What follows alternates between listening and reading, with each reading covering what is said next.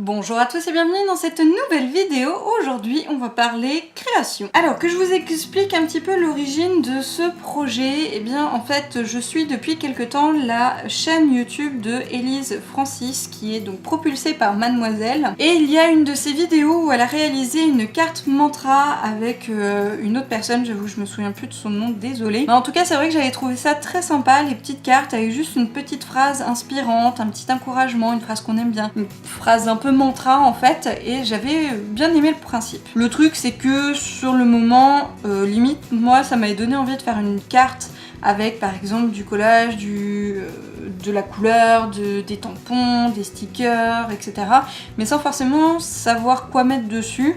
Donc je m'étais pas plus penchée sur la question que ça. Et en fait sur sa dernière vidéo Bullet Journal, donc le Bullet Journal du mois de juillet, elle a en fait montré voilà, qu'elle utilisait quelque chose qu'elle gardait depuis un moment. Elle gardait un sticker, je crois, de côté pour une occasion spéciale. Et le truc, c'est qu'elle dit, mais à force de garder les choses pour des occasions spéciales, voilà, en fait, on les utilise pas. J'ai bien aimé, en fait, cette remarque. Je trouvais qu'elle était effectivement très vraie. J'ai moi-même des choses que je garde pour des occasions spéciales. Et du coup, elle a terminé sa réflexion en disant, aujourd'hui est un jour spécial. Et cette phrase, et elle m'est restée. Du coup, le lendemain, j'ai mis un t-shirt que j'aime beaucoup, que je garde pour une occasion spéciale. Et je me suis dit, aujourd'hui est un jour spécial, je le mets. Et j'étais trop contente de le porter. Et du coup, je me suis dit, mais voilà, ça, on va en faire une petite carte. Sauf que c'est vrai que j'ai un peu repensé le côté carte dont elles avaient parlé. Moi, du coup, j'étais partie effectivement sur un format carré et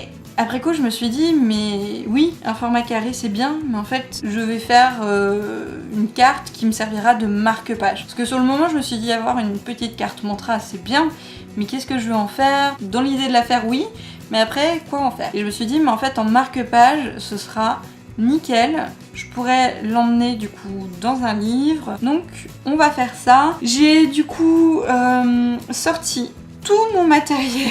J'ai des feutres, des crayons de couleur, j'ai mes stylos à feutre qui vont me permettre notamment par exemple d'écrire ou pour des traits un peu plus fins. J'ai sorti des cartes, je sais pas, des feuilles, voilà, avec des couleurs, j'en ai mais à foison. J'ai même une petite machine pour faire, vous savez, les petites formes, voilà, hop. J'ai plein de formes. J'ai tous mes washi tape, j'ai mes tampons, j'ai mes stickers, là j'ai tout sorti. L'idée c'est vraiment en fait de faire un peu comme je le sens, même si je vais quand même je pense me tourner sur quelque chose d'assez coloré, d'assez lumineux, arc-en-ciel, licorne, etc. Voilà, là je suis bien partie pour faire ça. Du coup je vais vous laisser avec cette réalisation en espérant que tout se passe bien, que j'y arrive. J'ai prévu 2 feuilles au cas où je me plante, parce que c'est vrai que c'est la première fois que je me lance sur ce genre de création. J'ai forcément un doute de comment je vais m'y prendre, etc. Après, l'idée, c'est quand même de faire les choses un peu telles qu'elles viennent et comme j'en ai envie. Donc bon, on va voir ce qui va se passer et j'espère qu'en tout cas, le résultat sera sympa. Allez, c'est parti!